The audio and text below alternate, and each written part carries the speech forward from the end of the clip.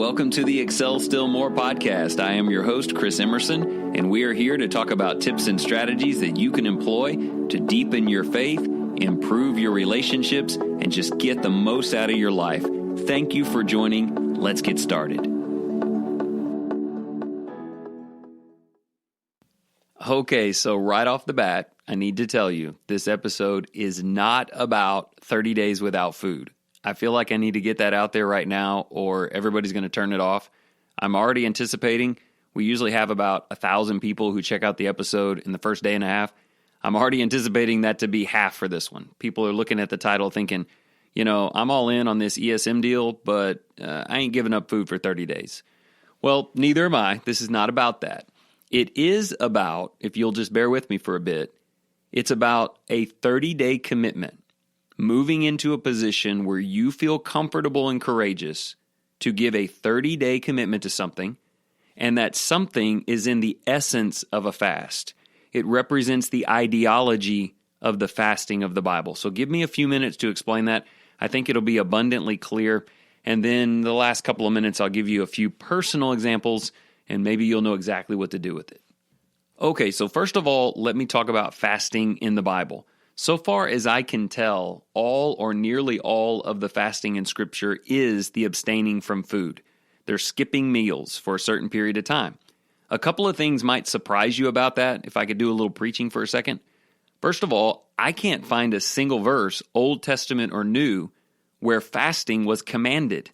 There may have been some ritual associated with the Passover, but it's not even very clear. Turns out fasting, whatever it is, this idea of giving up something so that you can do something else to draw closer to God was optional. And I think that makes sense to me. It wouldn't do any good for you to give up something to draw close to God if you're being made to do it. It's something that you would voluntarily do so that you can get your focus in the right place. So I found that kind of interesting. Also, if you look at all of the Old Testament fasting, and we have a handful of examples, it wasn't all 40 days. I know that Jesus fasted in the wilderness for 40 days, but there were 12-hour fasts, 24-hour fasts, 7 days, maybe 30 days. It was all over the place. They chose a period of time that was just right to get their mind in the right place, show some discipline, and focus on the things that mattered. And by the way, that's the idea of fasting. Most of the time in the New Testament, when you read about fasting, it's not just about giving something up. It's about doing something instead. Let me explain that because it's really big here. When we talk about you undergoing a 30-day fast, what we're talking about is the giving up of something comfortable. It's not something sinful. It's not something you'll give up forever. It's just a period of time where you give up something comfortable to you, and in the place of that comfortability, you put something more important. Spiritually speaking, you replace it with something that draws you close to God. This is why over and over again, the fasting in the New Testament, it's mentioned twice among the church in Acts chapters 13 and 14, when they were about to send men out on a journey or they had something heavy going on. It mentioned fasting and praying together. So when I say fast, don't just think, oh man, Chris wants me to give up something for 30 days. No, that's really only half of this. And in fact, I might argue it's the lesser half. More importantly than the fact that you're giving up something comfortable for 30 days is the fact that you are replacing it with something valuable. Every time you have a desire for that comfortable thing, you use it as a trigger to do the important thing. So think about how this would have worked biblically, or even for the church in the Acts examples I gave you. Whenever they were hungry, instead of eating, that would be a trigger to pray. So several times a day throughout the day, they would feel the need to eat. So instead of servicing that comfortable and quite lawful thing, they would use that as an opportunity to pray. I mean, think about it. If every time you got hungry, you prayed, how often would you pray? You'd pray a lot. So the concept of fasting to create focus, fasting to focus, it's a pretty cool thing. And after I explain the 30 days and we return to this, we're going to look at some examples that are just like New Testament fasting, in that you abandon a comfortable thing and you pray, or you do a Bible read instead, or you find a way to use it to draw closer to God. However, as I hope you'll understand when you follow along, you can use it for other things as well. Remember our 4 F's that we talked about in earlier episodes and that you can find in the Excel Still More journal? I want to develop friendships. I want to develop my fitness.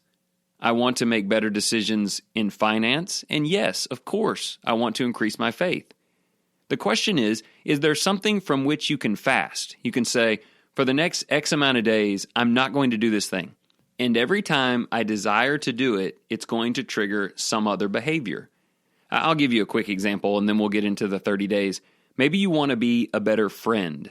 So you decide to fast from social media and replace it with kindness to others. For the next 7 days, every time you click on Facebook, you're going to close it and send a text to a friend. That's the kind of thing that fasting would do. It just can help you in a lot of different ways. Okay, but we do want to go pretty big with this, so I'm asking you to consider a 30-day commitment. 30 days, in my book at least, is a great period of time to create new habits, at least get them started, and to really begin to see results from those habits. After 30 days of running, you'll see a big difference in the speed that you run, and you may begin to look different. After 30 days of Bible reading every day, it starts to become very normal for you, and it really transforms the way you think, and you can start to measure that. Now look, I have to connect this to an episode that we had earlier. Do you remember episode 23, Try 3 Times? If you've listened to that or you've seen that title, you might be thinking, well, which is it? Am I supposed to try something 3 times, or am I supposed to try it for 30 days? Well, they actually represent 2 different ideas that can work together. When we talked about trying something 3 times, that is just to assess if it's valuable to you. You wouldn't want to start something for 30 days that it turns out wasn't even valuable. Or start something for 30 days, make some huge commitment, and you get 5 days in and you just hate it. You need to first figure out, is this something that I want to do? Let me give you a couple of examples on try 3 times. Maybe you're ready to make some fitness goals. So you decide to get some running shoes and go out and jog or run for 3 straight days. The first day, if your experience is like mine, you'll be disappointed with the results, but you don't give up. You go out a second day, and now you kind of set your pace. Then you go out the third day, you see if you can build on it, see if you enjoy it. Well, maybe you come in after 3 days and you say, nope, I totally hate running. I will never, ever run again. Okay, gotcha. Well, try something else then. So you grab your kid's mountain bike out of the garage, and you go ride it for the first day, and it doesn't quite go as you expect. The next day, you wear clothing that's a bit more acclimated to bike riding, and it goes a lot better. And the third day, you actually start to feel a little bit of comfort with it. So you come in and say, all right, I tried that 3 times, and I like it. I think that would be a great fitness tool. Okay, good. Now you're ready. You're ready to say, for the next 30 days, just 30 days, folks. I almost called this episode just 30 days. It's not the end of the world. In my book, everyone should have enough grit that if they know it's good for them and they've tested it out, they're sure of it, that they can do it for 30 days. So now you set up a biking schedule. You say, I'm going to bike every other day, and you do it for 30 days. That's what we're talking about. I could give you the same example with morning Bible reading. You get up in the morning and you try some reading program, and 3 days in, it's overwhelming. Or you decide to read before bed, and 3 days in, you realize you keep falling asleep. Okay, those didn't work. And then finally, for 3 days, you try reading 1 chapter before you leave for work in the morning, and it fits just right. Okay, great. You found it. Now it's time to give it a go for 30 days.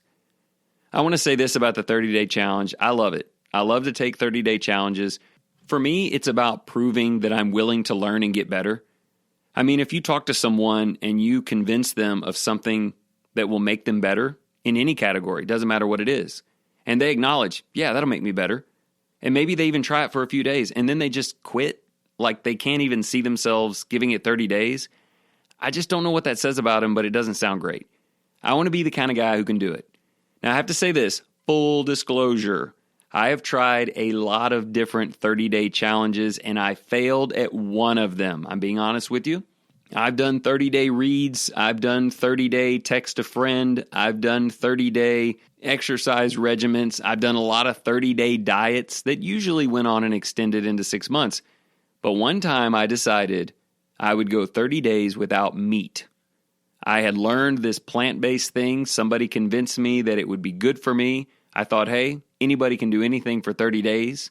I got 24 days in, and I don't know what they call these things. I would just call them beans, but I think they call them lectins or something. I don't know. I was in just terrible abdominal discomfort pretty much all the time. So I didn't do it, okay? I failed at one, and I still remember it. Like, that sticks out to me that I couldn't make it 6 more days.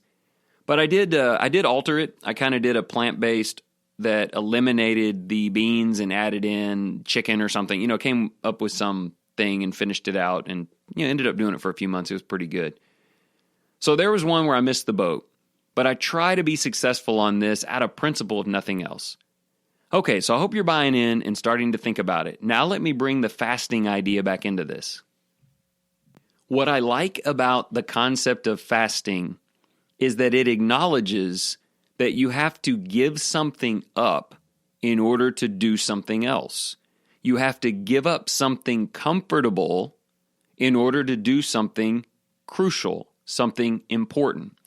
So for instance, if you're having trouble finding time for your prayer life or Bible read in the morning, and you just can't get up in the morning, and you say, I'd love to do that for 30 days, but I just can't get up, then maybe you need to better understand the concept of a 30-day fast.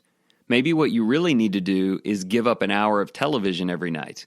What if I said, for the next 30 days, I'm going to give up that last hour of relaxation and television so that I can set my alarm 1 hour earlier, and I'm going to replace the comfortable with something that I deem more important. In this case, it would literally be super important things like prayer, just like the New Testament talks about, and Bible read. So 30 days of commitment, part of the reason why it often fails is because people don't create space for it. They don't fast from the food. They just say, I'm going to triple my prayer life. Well, they don't. They have to give up the times of the food in order to replace it with the times of prayer. I really hope I'm making sense here. I think it'll help you when you've decided what you want to do and you've tried it 3 times and you've prayed about it and you're ready to implement it and you plan your how. Like, don't try to bike every single day. Plan a 30-day strategy. Don't try to read chapters and chapters 7 days a week. Read a chapter a day for 5. When you figured out your how, now it's time to take a little bit away from something and give it to this. Think about the exercise thing. Maybe you tried the running. I've tried the running. I like to run. I tried it for a few days. I thought, okay, that's not as terrible as I thought it was going to be. I think I'm going to go ahead and do that for 30 days. I'm in it. 30 days, I'm going to run every other day for 30 days. Well, it didn't take me long to figure out that if you don't create a space for that, you're not going to do it. It's not like magically there's 24 and a half hours every day because you decided that you're going to add 30 minutes of exercise. It didn't work that way. You had to cut 30 minutes out of something. Couldn't cut it out of things that were crucial, things that I had to do, things that were non-negotiable. I had to cut it out of something non-essential, something I could do without. Now, I know in Bible times it was food, so it was definitely temporary. But it turns out in our modern American lives, there are actually some comfortable things that we don't really need at all. I mean, a little less cell phone time, TV time, a little less wastefulness.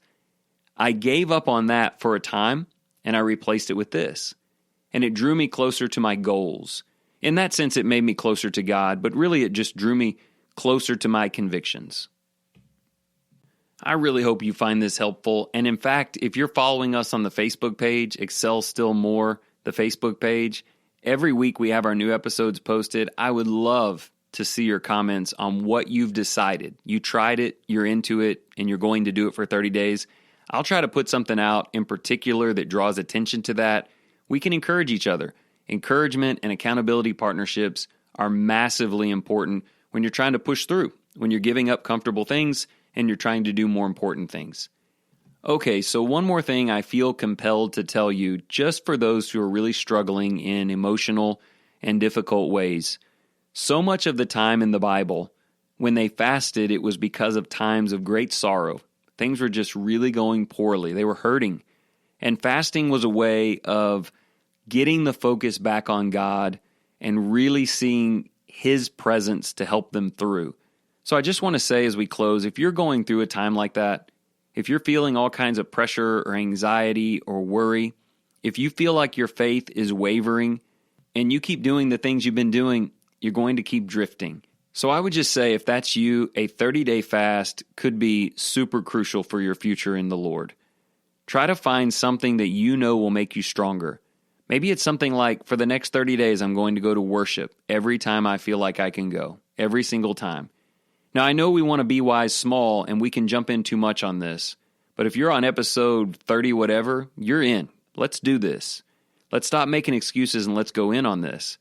And if you're feeling weak and hurting, or you've lost someone and you need God's people, whether it's reading the Word or prayer or Christian fellowship or worship, I'm just telling you that God says, if you'll take a period of time, cut out some things you don't have to have now, and replace it with things that are God-centered, the results will be there. Could be transformational for you.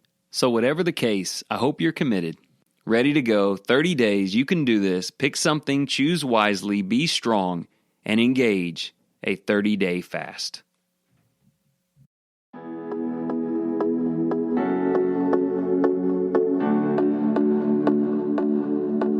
Thank you so much for listening today. If you would like to support this program, go check out our new website, excelstillmore.life. You can subscribe to emails there.